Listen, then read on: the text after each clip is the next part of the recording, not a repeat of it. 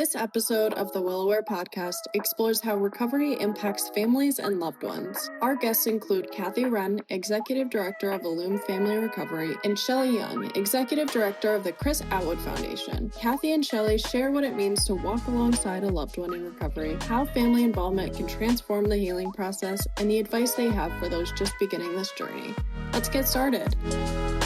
Well, hi guys, and welcome back to the Well Aware podcast. I'm Dr. Lauren, the Chief Medical Officer here at Aware Recovery Care and an addiction psychiatrist. And today I'm super excited because I have the pleasure of really two incredible guests, Kathy Wrenn and Shelly Young. Let me tell you a little bit about them. Kathy Wrenn is the Executive Director of Illume Family Recovery. She's a certified BALM family recovery coach and executive producer and co-director of the Together Family Recovery documentary, which we'll get a sneak peek of here in a second. And Shelly is the executive director of the Chris Atwood Foundation and co-director and co-producer of the film Together Family Recovery. So welcome to the show, ladies. So excited to have you. Thanks for having us. We're excited to be here. Yeah, and before we jump in, we're going to actually watch the trailer of the movie you guys produced. Can't wait to see the trailer. I actually watched this over the weekend and loved it, and can't wait for folks watching to get a little sneak peek of the movie, and then we'll jump right in. We live in a society that glamorizes substance use. And it can be very painful for a family. Stigma decreases the likelihood that the individual who's suffering is going to seek help. Yeah, the stigma of addiction is a very real thing. You know, in my little corner of the world, I was reasonably well known. Kathy was well known, being the teacher at a very popular private school. What are people going to think of us? It was the expectation that I would keep what was going on in our home. You know, family are people who have seen you at your worst because you feel like they're always going to love you and they're always going to be there for you. I didn't know how to show up. I didn't know what to do, but I stood by her. Give me a big smile, bud. What helped me was to see him as that sweet little boy that used to love to snuggle and know that that person was still in there. And that he is not a bad person, he was a sick person. But we often told him, we believe in you. We're just waiting for you to believe in yourself. And we decided that we were going to love him through it. And we were going to love each other through it.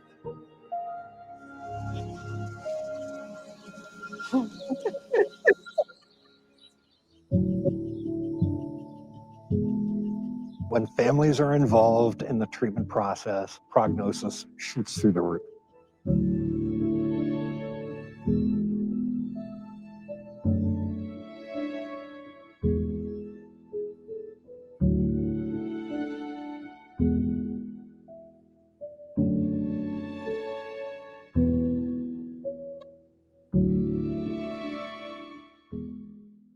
Oof, powerful trailer. So can you please, let's start off by telling me and our listeners a little bit about what prompted you or what motivated you to make this documentary. What were your goals? What were you hoping? What was the message, your core message that you really want to convey? Well, a few years ago, Kathy and I connected through like the Moms of Kids with Substance Use network, just like not a formal network. And I invited her on a retreat and we talked about with some other women, you know, things that what could we do to really help families or change the way addiction is treated in a family system. And Kathy had the idea of making a film, but we kind of shelved that for a little while. And then not too long ago, she called Pam and I and said, it's time. And one of the reasons, like my personal reason, I wanted to make a film, and Kathy can share her personal reasons. But when my son was in treatment 10 years ago, there were two films that changed so much for me in the way that I understood Addiction, Treatment, and Recovery. Mm. And those two films were Pleasure Unwoven, which helped me understand what was going on in the brain so well. Like it did such a good job that I got it when I watched that film. And then Anonymous People. And, those just helped me as not just as a mother, but as a person who used substances when I was younger, problematically, as a daughter, a granddaughter, a family member of many people in generational addiction. So those films really were pivotal in my understanding of addiction, treatment, and recovery. And there wasn't one like that for families, or about families, or about what families look like in recovery. Mm-hmm. I love that. What about you, Kathy? So for me, what I was noticing when I was working with families, and when I do work with families, is that, and I've experienced this myself, we don't know what we don't know, when we're faced with this. And so when you look at a family, and when I heard this, that you have work to do, I was like, what do you mean I have work to do? He's the one that's struggling. He's the one that needs to do all the work. And so I was intrigued by that, so I love to learn. So I jumped into it, and I did learn what is the work and how can I help support recovery. So, but families don't always know that. And so when you hear that, we wanted to explain why it's important, and that the family does have a role to play. And what does that look like? Mm-hmm. Yeah, I love, Shelly, your analogy to the Anonymous People. That, I think, so moving when I saw it 10 or 15 years ago. I have integrated it into like presentations I give. I tell everybody about it. Such a great portrayal of kind of the reality of addiction versus what people think. So I love the idea of doing basically the equivalent of that for families. And, we know that addiction often affects more than just the individual. And you two are unique, being, I think, very open, honest, transparent, empathic about having that experience as the family member.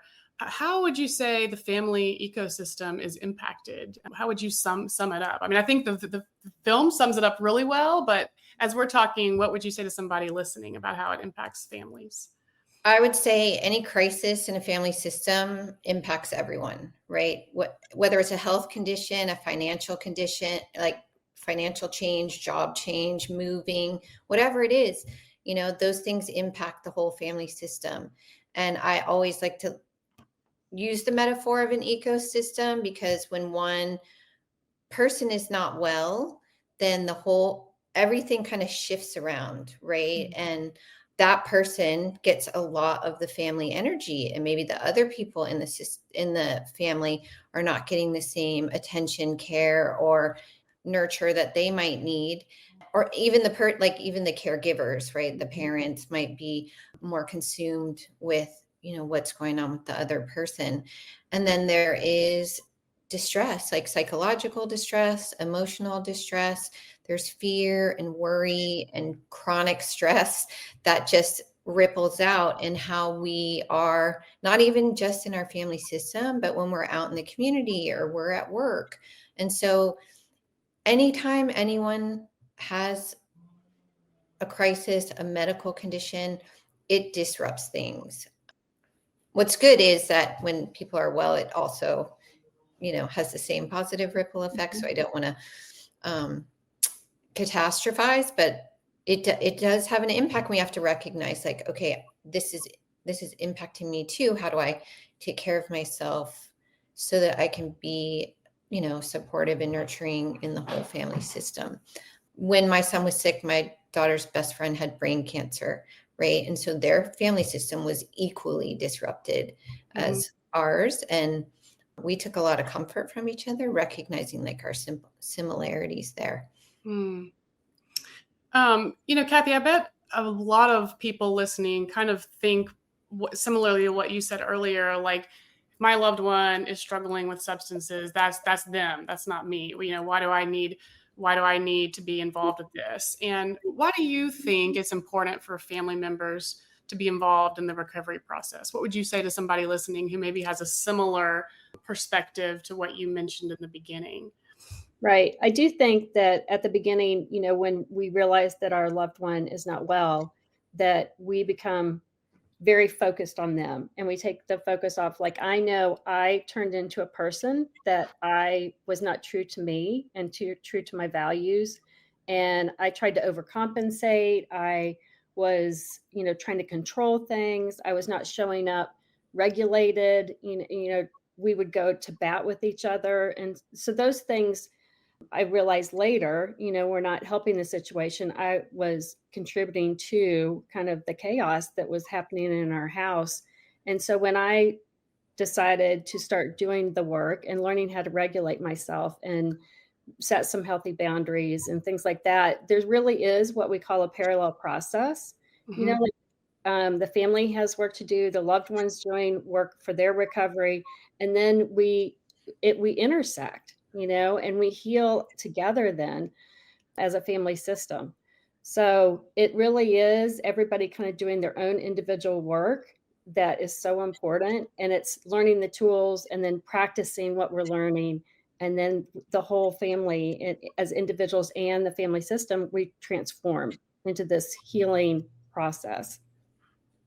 Yeah, so it sounds like I like the idea of parallel process, a very much dynamic ecosystem that is responsive and in many ways dependent on the other. Looking back, and this is a question really, I guess, for both of you, what were your hopes for your loved one, your son, when they first entered treatment? And how did that evolve over time? I know in the documentary, Kathy, you talk a little bit about expectations and realistic expectations. Talk a little bit about what your initial hopes were and maybe how those evolved and were refined over time. Yeah, so I can remember the first time Tucker went to treatment. He went when he was 19. And, we had an intervention and he went to this really nice program and we thought he was going to come home and be fixed. Right. Good. And so, and that he was going to graduate and it was going to be, everything was going to be fine after that. And that, we quickly learned that it doesn't work that way and that continuum of care is so important. Managing our expectations was so important for Tucker's recovery, and not putting and really meeting him where he was in each phase of the recovery process and making sure that we were showing up again, connected to our values and supporting recovery and not continued use. So we had to learn some skills again to be able to navigate throughout that journey. Mm-hmm. Mm-hmm. What about you, Shelly? Well, I hoped he'd get well. Like that was my high hope, was that he was going to get well. And beyond that, I hoped that he would not only pursue all the dreams that he had before he got sick, but realize them. And I hoped that we would sustain a healthy relationship because of the ways in which addiction can cause relational harm, just the side effects of it. And then the societal response to that causes relational harm. And I had a really hard time with that. So I really was rather rebellious in those ways of being told to do certain things because I wanted us to have a good relationship. We already had a very close relationship and I didn't want that to get damaged. And I wanted him and his sisters to have a really close relationship and, him to be able to be the big brother that he was, healthy. So those were my hopes for him and really for all of us when he was in treatment. Yeah. Well, and I think that's beautiful because I can tell you that I did not feel that way when Tucker went to treatment the first time. I wasn't healthy. I was not in that healthy mindset of I was believing that it was, his work that he had to do. And I mean, while he was there, that's when I learned about family recovery and I started my journey. I mean, I think Shelly has had she's my mentor through all this. I mean, she has such a beautiful way of being and it took me a while. So, and it takes, it takes commitment Yeah. and determination and patience and, a lot of the skills that I was not practicing. Well, one of the things I think, to give you some credit, Kathy, that I found like remarkable, striking, was just your ability to have throughout the documentary this unconditional support and unconditional love. And I'm sure that's challenging for folks. How are there some practical ways that you found to provide unconditional love? And I think that your words were not support ongoing substance use while not damaging the relationship. Does that make sense? Such a hard line to walk. How did you navigate that? That's a great question. So it didn't happen overnight. We had definitely some hard conversations. The first thing that we had to change was, and we talk about in the film, is how we communicate with each other. And I had to learn how to be the peace, how to regulate my own emotions. And then that definitely, de-escalated all the conversations.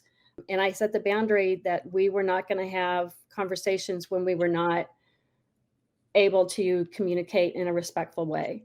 So that was the first thing that we did. And then I just continued to let Tucker know. And I would say to him, like, buddy, I love you, but I cannot be around you when you are under the influence. And so I started setting those healthy boundaries, and he totally understood. He didn't like it, but he understood. And then we started navigating, that type of relationship. But I always told him that I believed in him, and that we kept giving him opportunities to believe in himself. And so, and when we started allowing the natural consequences and really respecting that once he was healthy enough to kind of work through some situations, then we could step back. And that's when the transformation for him started. But he always knew that we were there. I would hug him, and sometimes it was hard. I'm not going to lie. He didn't smell well. He didn't look well. It was tough, but I knew that was important to my mama heart. And that's where we, again, continued that connection.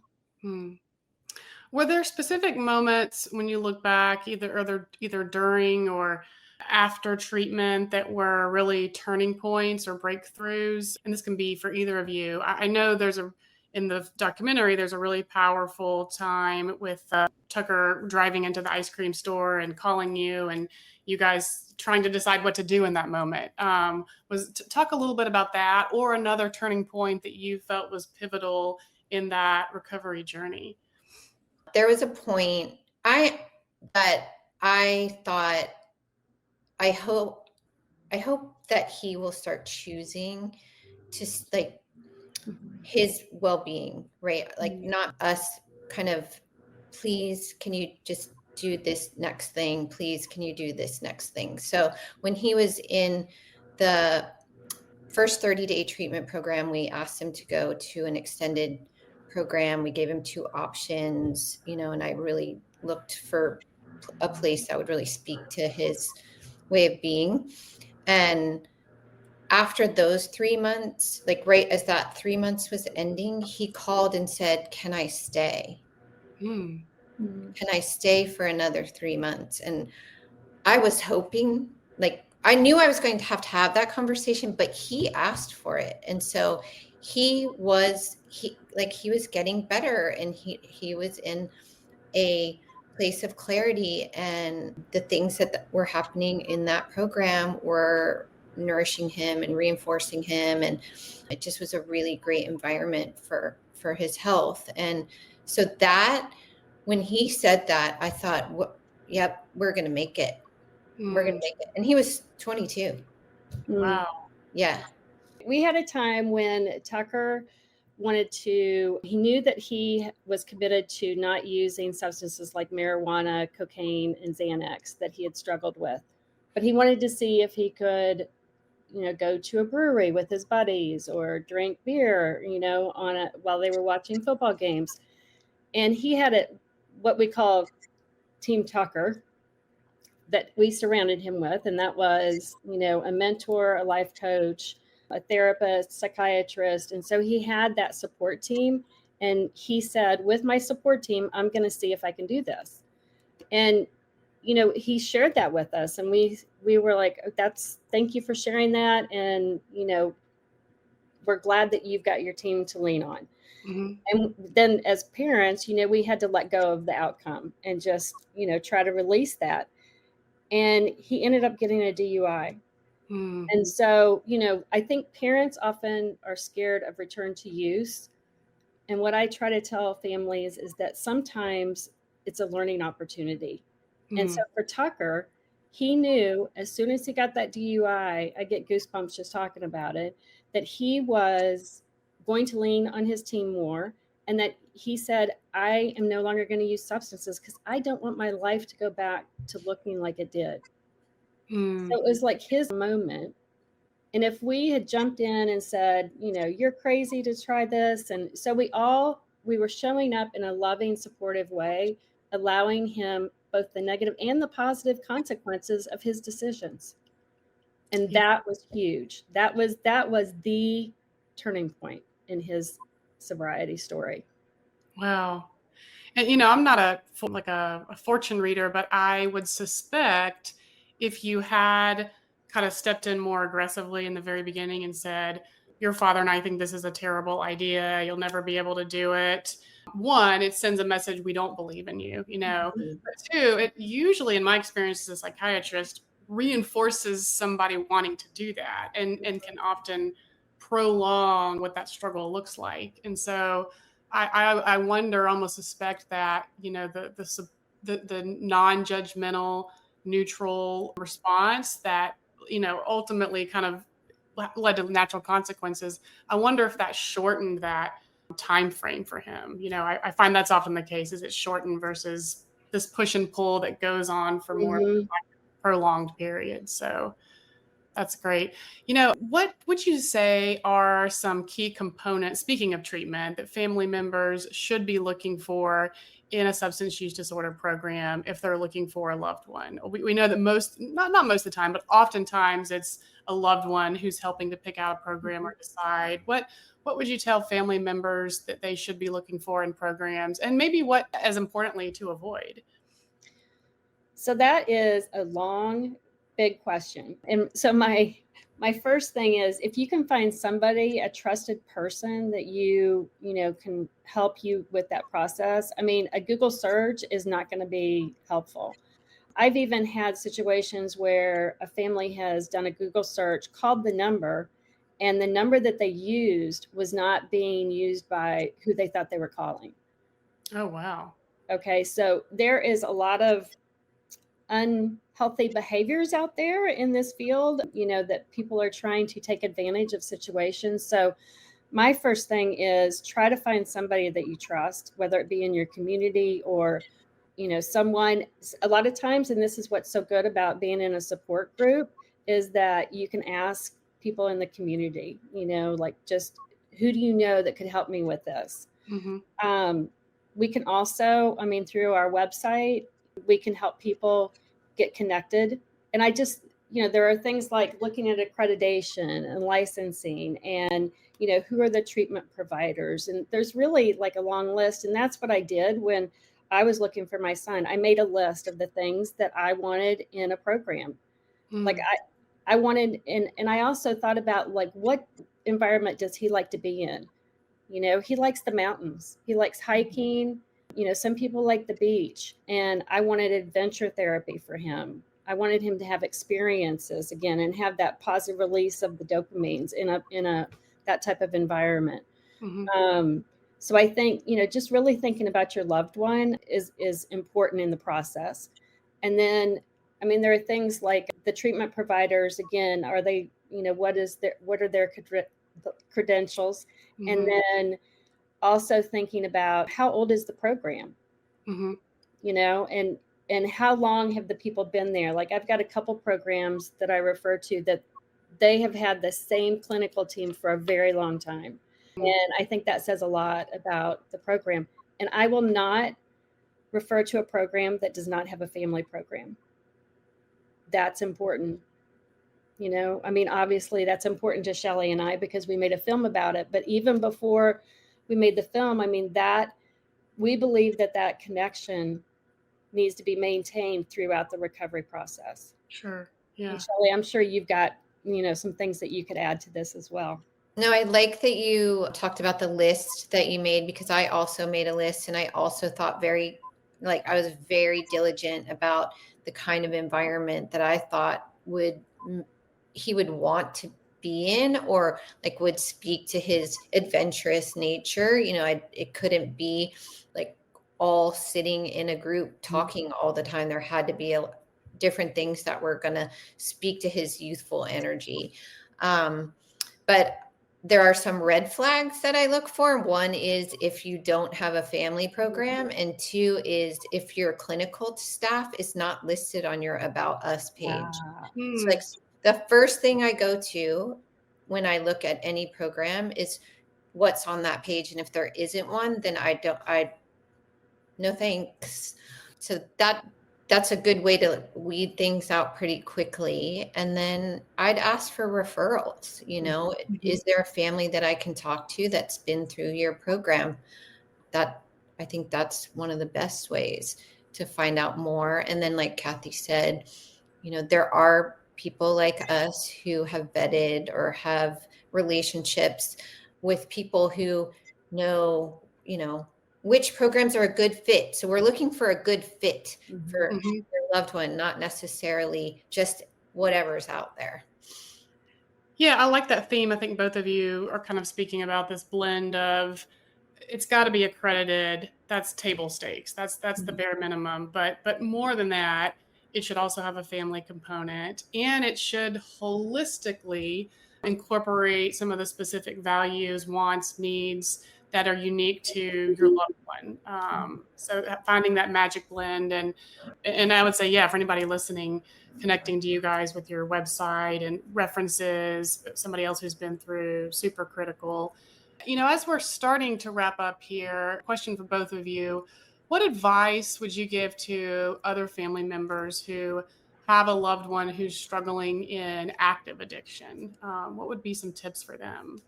I'll start with either one of you. Shelly. Number one thing is they're like three things that go all together that we're always like, how do we go 1, 2, 3? But they really kind of go all together. One is start educating yourself about addiction and understanding how it impacts the brain and the body and what treatments are available, right? And number two, get connected with a local support group or even a virtual support group, but like really look for your local recovery community organizations and places where you can go and meet people that are in this, that can, you know, empathize and understand and also help guide you. And then number three, learn about regulation. Learning how to regulate our emotions and regulate our nervous system might sound like an odd thing to be a priority, but when you're regulated, your executive functioning is working better, and then you can take in the information, you can act on the information, you can have healthy communication, you can your figure outer works better. I love that, especially the emotional regulation part. As a psychiatrist, I would put that in there for sure. Anything else you would add, Kathy, for folks, family members who have somebody struggling in active addiction? Yes. So I've heard the metaphor, you know, that you put your oxygen mask on first, like on the airplane. And so I really believe in that. It seems counterintuitive as a mother, but I believe in it and I know that it works, because if I'm not taking care of myself, I'm not going to show up and love well. And so I think it's important for us to take a step back and look at a helicopter view and say, you know, in the big picture here, what changes need to be made? And I can start changing first, and it can ripple out into my family system. And so going back to regulation and, you know, again, learning how to communicate more effectively in a loving way and setting those healthy boundaries and learning the skills and the tools and then practicing them on a daily basis with everybody in my life so that I can master these skills. And then that's when the transformation, the beautiful healing happens in the family. Wow. I love it. As you were talking and wrapping up, I wanted to share this lovely story about Tucker. I have not interacted with him that much, but we did do about 2 or 3 years ago a event in Richmond together. It was a big, typical kind of addiction treatment. And so he was there with the Aware table, and I was getting there, and it was super early. We were setting up like 7:30, 7:45. And he comes walking in. He's always jolly and just like in a good mood. And he comes walking in, and he had 2 venti Starbucks iced coffees. Most conferences have like the kind of crappy, like drip hotel coffee. And I said, "Oh, like you're really like a Starbucks guy. You got 2." And he goes, "No, this one's for you." I was like, "Oh, I didn't even ask for one, but that is literally just what I would like." And so I always think of him as like putting other people first, because I was just like, "Oh, yes, I will take a venti." And I didn't even ask for it, but you thought of me. And anyway, so that story about Tucker, I think, always just encompasses what a loving, caring, thinking about others, first kind of guy he is. And that was always in there, even in the worst of times. And I knew it, and I believed, again, he's not a bad person. He was somebody that was not healthy. Yeah. I love that. And Shelly, I never got the opportunity to meet your son, but I'm sure he's just as fabulous. Well, guys, thank you so much for joining. Will you tell our listeners before we wrap up, where can folks most easily find your support resources and the video? Where should they go to find that? So you can go to our website, togetherfamilyrecovery.com, and you can find resources there. It will also link you to Kathy's org, illumefamilyrecovery.org, and the Chris Atwood Foundation.org. We can help, and there's other resources on there as well. And you can watch the trailer and the sizzles and watch out for when the next screenings will be. There's a calendar on the website for that too. Awesome. Well, thank you both so much for sharing your insights with us today. We really are doing God's work, and it's been such an honor and a privilege to have both of you on the show. Please keep doing what you're doing. It's so needed, as I'm sure you know, but so needed and wanted, and you're just making the world such a better place. So thank you so much for both coming on. And for those of you listening, that's all of today's episode for the Well Aware podcast. Thank you for tuning in. Don't forget to subscribe where we're available, wherever you get your podcast. Have a great day. Thank you. Thank you.